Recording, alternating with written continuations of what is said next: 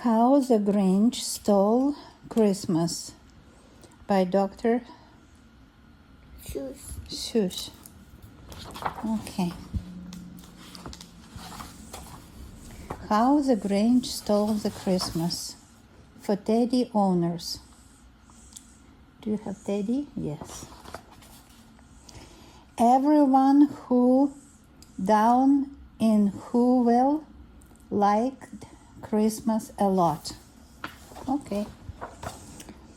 But the Grinch, who lived just north of Whoville, did not.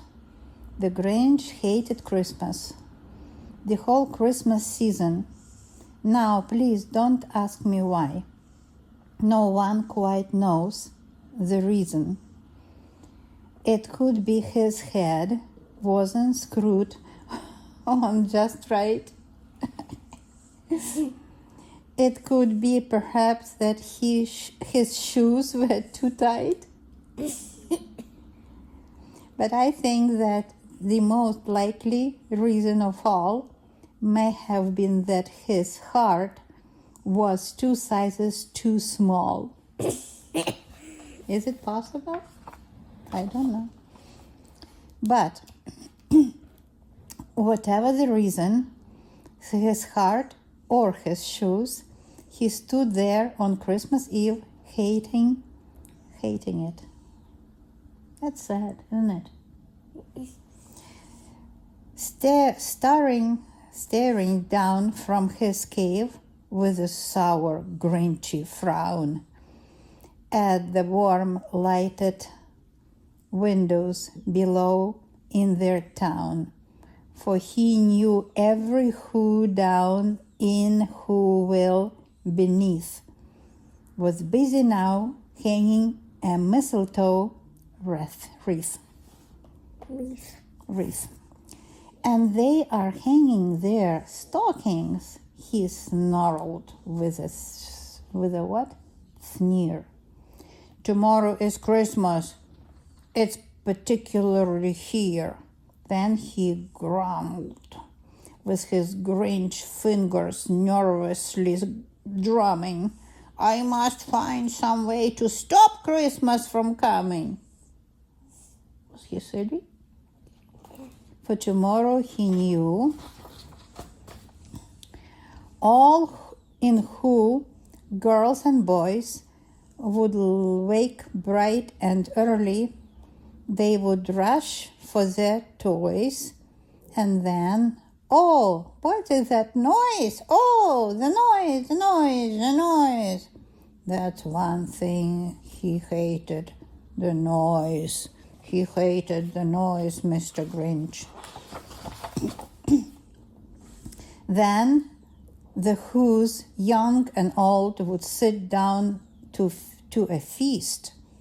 And they would feast, and they will eat nice food, right? Yeah. They would feast on Who pudding, oh, lovely, and rare Who roast beast, which was something the Grinch couldn't stand in the least. And then they would do something he liked least at all. Every Who down in Whoville, the tall and the small, would stand close together with Christmas bell ringing. They would stand hand in hand, and the Who's would start singing.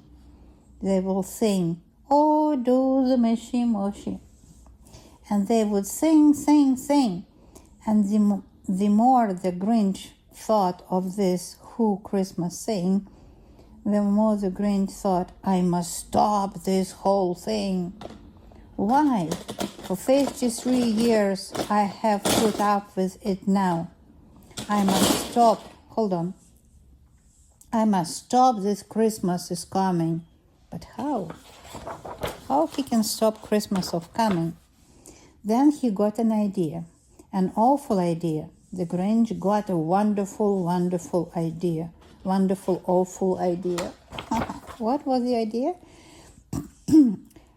I know just what to do, the Grinch laughed at his throat. And he made a quick Santa Claus hat and coat. Oh, he disguised to be a Santa Claus? That's smart. And he chuckled and chuckled. What a great Grinchy trick. With his coat and his hat, I look just like Santa Nick. All I need is a reindeer. He didn't have reindeer? The Grinch looked around, there was no reindeer, and then he went to the cave to find a reindeer. But since reindeers are scarce, Mira, listen, there was none to be found. Did what to stop Grinch? What do you do to stop Grinch? What would you do to stop Grinch? What would you do to stop Grinch? If I can't find a reindeer, I will make one instead. So he called his dog Max. Then he took some red thread and he tied a big horn on his top of his head. So out of dog, he made a reindeer smart. Then he loaded some bags and some old empty sacks on a ramshackle sleigh. Ramshackle sleigh, and he hitched up old Max. Then he Grinch said, "Grrr," and the sleigh started down toward the homes where the Who's lay a snooze in their town. All the windows were dark. Quiet snow filled the air. All the Who's were all dreaming sweet dreams without care. When he came to his first little house on the square, "This is stop number 1, the old Grinch Claus hissed. And he climbed to the roof, empty bags in his fist. Oh, he was mean, right? Then he slid down the chimney a rather tight pitch. But if Santa could do it, then so could the Grinch. He got stuck once more for a moment or two. Then he stuck his head out of the fireplace flue, where the little Who stockings all hung in a row. "These stockings," he grinned, "are the first thing to go." Uh-oh. Then he slithered and slunk with a smile most unpleasant around the whole room, and he took every present: pop guns and bicycles, roller skate, drums, checkerboards, tricycles, popcorn, and plums, and he stuffed them in bag. Then the Grinch were nibbling. What? He ate the food? He stole the toys? Stuffed all in the bag, one by one, by the chimney. He didn't do a good job. Was it a good job? No. Then he went to the fridge. Then he slunk to the icebox. He took the Who's feast. He took all the food. Who pudding and also roast beef. He cleaned out that icebox as quick as he could. Why, the Grinch even took the last can of Who hash. He took even canned food. My goodness, he took everything. He wasn't very nice. Then he stuffed all the food up the chimney with glee. "And now," grinned the Grinch, "I will stuff up the tree." Oh no, he also stole the tree?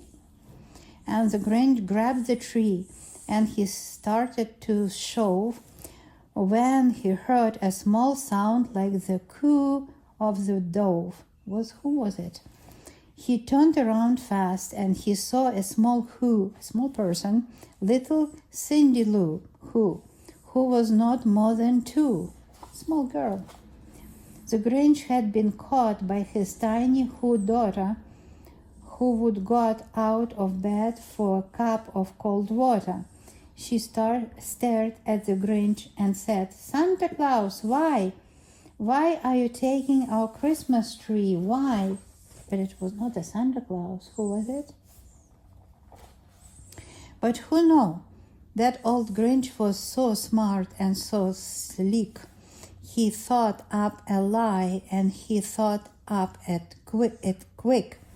"Why, my sweet little tot," the fake Santa Claus lied. "There is a light on this tree that won't light on one side. So I'm taking it home to my workshop, my dear. I'll fix it up there, then I'll bring it back here." He was lying. Was he? Was he lying? Yeah. And his fib fooled the child. Then he patted her head, and he got her a drink, and he sent her to bed. Then when Cindy Lou Who went to bed with her cup, he went to the chimney and stuffed all three up. Oh no. What he did next? Then the last thing he took was the log of their fire. He took even the log. Oh my God. Then he went up the chimney himself, the old liar. On their walls he left nothing but hooks and some wire. And the one speck of food that he left in the house was a crumb that was even too small for a mouse. Oh no. Then he did the same thing to the other Who's houses. He took everything, leaving crumbs much too small for the other Who's mouses. It was quarter past dawn. It was quarter past dawn.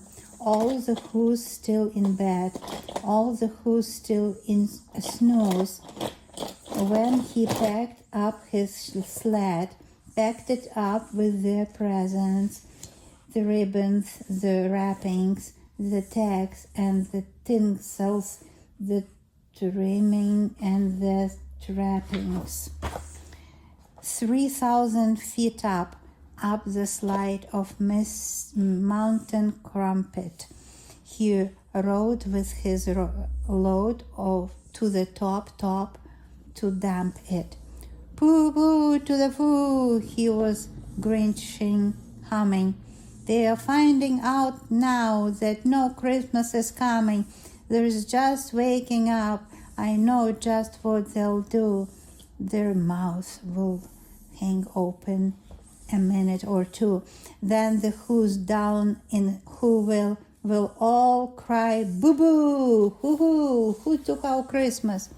That's a noise," grinded the Grinch, "that a simple I must hear." So he paused, and the Grinch put his hand to his ear. What was that noise? And he did hear a sound rising over the snow. It started in low, then it started to glow. Who was it? Who was it? But the sound wasn't sad. Why, the sound was merry. It couldn't be so, but it was merry, very merry. He stared down at Whoville. The Grinch popped his eyes, then he shook. Then he saw the stocking. Surprise! What was the surprise? Every Who down in the Whoville, the tall and the small. Oh, I missed a page? No, I didn't. Every Who down in Whoville, the tall and the small, were singing without any present at all. They didn't care for presents, you see? It's the spirit of Christmas. He hadn't stopped Christmas from coming. It came. Somehow in order, it came just the same. And the Grinch, with his Grinch feet ice cold in the snow, stood puzzling and puzzling. How could it so go? It came without ribbons, it came without tags, it came without package, it came without bags. And he puzzled 3 hours. His puzzles were sore. Then the Grinch thought of something he hadn't before. Maybe Christmas, he thought, doesn't come from a store. Maybe Christmas, perhaps, means a little bit more, right? Hold on, Mira, last page. And what happened then? Well, in Whoville they say that the Grinch's small heart grew 3 sizes that day. And the minute his heart didn't feel quite so tight, he snizzled with his load through the bright morning light. Miro, stop it. I want to finish the book. And he brought back the toys and the food for the feast. Oh, he brought everything back to Whoville? Miro, hold on. I'll need to finish last page. He himself, the Grinch, carved the roast. And he said, Merry Christmas, everyone. I understand that Christmas is not about gifts. It's about spirit of Christmas. Hooray! Done? Yeah. Yeah.